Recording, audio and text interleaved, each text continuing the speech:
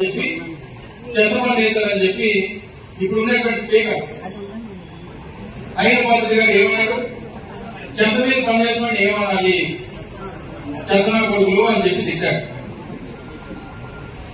మరి నిన్న పరవాడ తర్వాత జలమంచులు అనుకుంటారు అక్కడ కల్తీ మద్యం దొరికింది.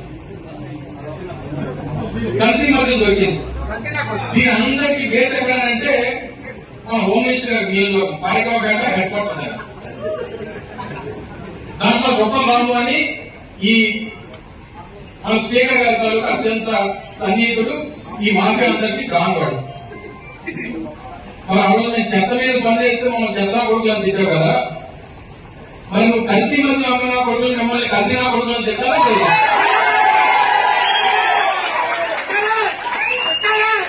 మరి మీరిచ్చినటువంటి మాటలు కలిసి, మీరిచ్చినటువంటి హామీలు కలిసి, మీరు చేసినటువంటి కార్యక్రమాలు కలిసి, మీరు మా మీద పెట్టుకున్నటువంటి కేసులు కలిసి, మరి కల్తీ పనులన్నీ చేసినటువంటి మిమ్మల్ని కల్తీనా కొడుకులను తిట్టడానికి మేము వెనక వేసేటువంటి ప్రసక్తి లేదు. నేనే కదా మా పార్టీ కార్యకర్తలు కూడా రేపు ఏం చేస్తారో చూద్దాం. ఎందుకు ఏం చేస్తారు? మా అయితే జైలు పెడతారు, కేసులు పెడతారు.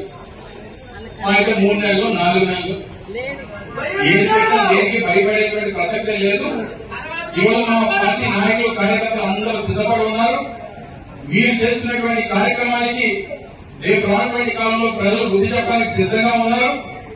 రేపు మీ కార్యక్రమాలు, మీ తప్పుడు పనులు, మీరు చేస్తున్నటువంటి కల్తీ కార్యక్రమాలు అన్నింటినీ కూడా రేపు ఈ భవిష్యత్తు మోసం గ్యారెంటీ కార్యక్రమం ద్వారా గ్రామాల్లో తీసుకుని